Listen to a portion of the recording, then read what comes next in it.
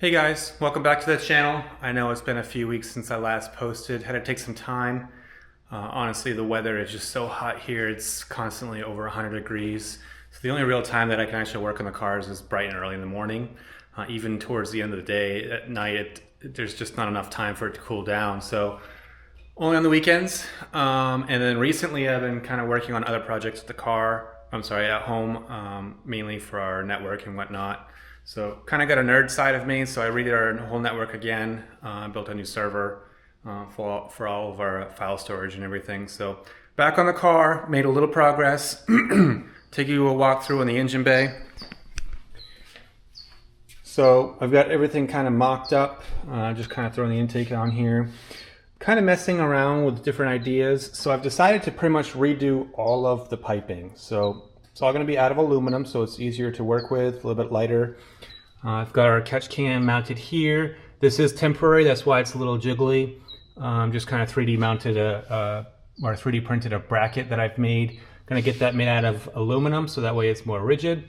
And then taking this off, started mocking up the fuel lines. Got a pretty good idea of where I want that to be. But as far as the intake goes, just kind of threw an elbow in here. The pipe that comes from ETS kind of comes out like this and then goes up. So I just wanted to sit a little bit closer to the TGV deletes. So I'm probably going to go with a coupler here. Again, this is just mock fit. Throw this up in here. That actually goes down here because this is kind of offset. I cut this part here so that way I can kind of make this come straight out and then give it a little bit more clamping areas on the sides. So that's where that's going to go. I just threw that in there for test fitment purposes. I've got the alternator kind of mounted up. Need to get a longer bolt because I misplaced the factory one here. This is a JS alternators, so high amperage, not the factory one, and then I had it powder coated black also. So that's kind of where I'm working at in the engine bay for now. More to come on the fuel system.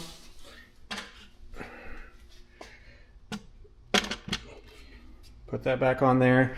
So for today, the goal is to go over what $10,000 worth of Emtron electronics look like, and then hopefully get the dash wired up so we can test fire that, see what that looks like, and kind of go from there.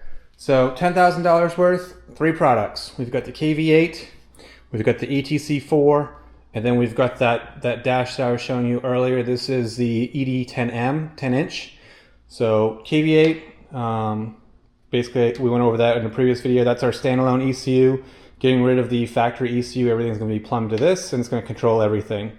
ETC4 is for the EGTs, so our exhaust probes give us the temperature range, or what the temperatures are on each cylinder. So we're going to get that plumbed up and wired. This is a mount that I 3D printed also, and then put some thread certs in there so that way there's no creep on the plastic, so I can hard mount that to the chassis and not have to worry about that coming loose. ED10M, we've got the racing display cluster on here, fits perfect. So we'll get that back in the car. We'll rewire the connector in the engine or in the car itself, put some DTM connectors on there because truthfully we still need to be able to plug in the factory cluster so I can sniff the CAN bus, get everything talking correctly.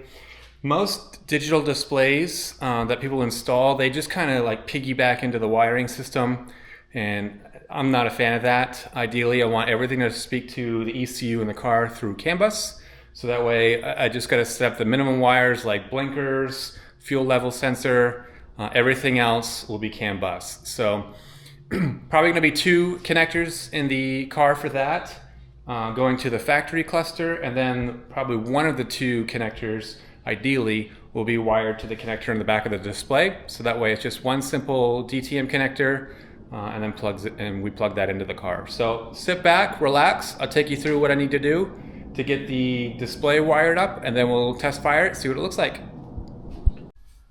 Alright, so I've got the factory connector cut off. I did leave enough slack on both sides so that way I can actually wire this in here fine. I got rid of the little connector here that was holding it. Basically there's a plastic little retaining clip on this side, and then this is kind of free to move. So I've got that freed up. I've got both DTMs on here, one black, one gray, so that way I don't confuse the two when I plug them in. Ideally, I want to be able to use just this one black one that plugs into the Emtron connector, and then it goes from there. This is the CAN bus, so CAN 2 actually.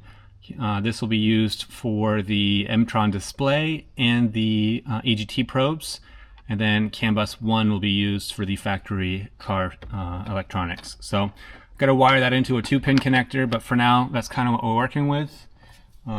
And then I also finished up with the adapter harness. So you can see here gray and black. The gray one's missing the retainer, the orange retainer. I ran out of those, so I got to order some more of those.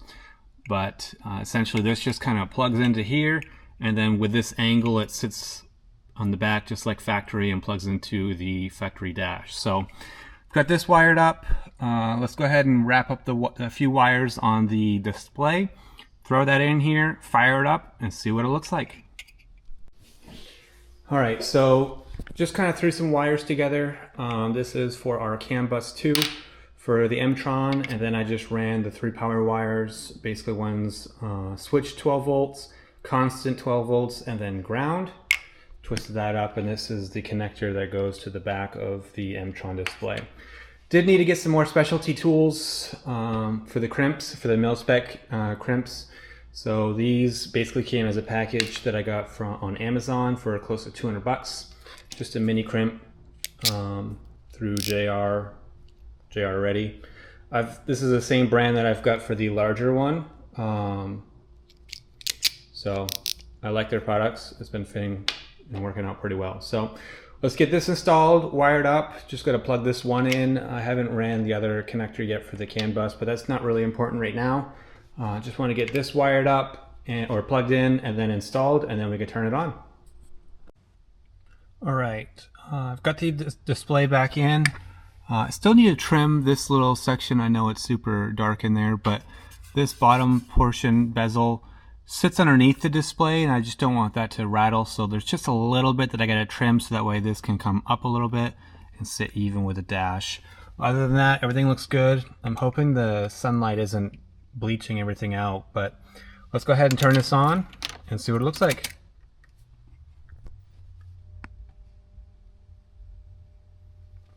Wow, look at that. That is so vivid. It fits perfect. So a lot of this you can actually change the theme, but quite honestly, I like the way it looks right now. We'll just change it to miles per hour, but I mean, everything else looks great. We've got oil pressure, oil temp, fuel pressure, fuel temp. I guess the fuel temp isn't too important, but in Arizona it might be. So we got our boost, pretty much everything up here. I still got to wire up the top lights. So for the blinker, oil pressure, that's all going to be done through CAN bus. Fuel level, that one does need to be hardwired. Check engine, that'll be through CAN bus.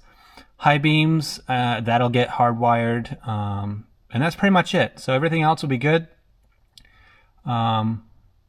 Still says 2023. I don't know if you can see that. So we'll just need to update this, change KPA to boost. But everything looks great. I mean, I'm super excited. It fits amazing. I got to put the steering wheel in here to see what that looks like as a final assembly. But keep in mind, we still got to tear this out and run the factory cluster for now, just so I can sniff the CAN bus. But overall, super excited. This thing fits. I'm just super ecstatic about it. So let's go ahead. Unfortunately, I got to pull it out, but let's go ahead and get the factory display back in there. Make sure that fits or works correctly with the pins. And then hopefully we can work on getting the well, honestly, I've got to get all the other mechanical stuff, the exhaust and the intake piping all figured out so I can start the car, and that way I can start basically sniffing the CAN bus. I can't sniff the CAN bus until it's running, just to make sure that everything is communicating as proper. So unfortunately, even though the display looks really nice, it's probably going to be a little bit of time before we get that in there for final assembly, which kind of sucks, but gotta do what you gotta do. So let me pull this out. We'll get the factory one back in there, turn the car back on, make sure that works perfectly, and then we'll go from there.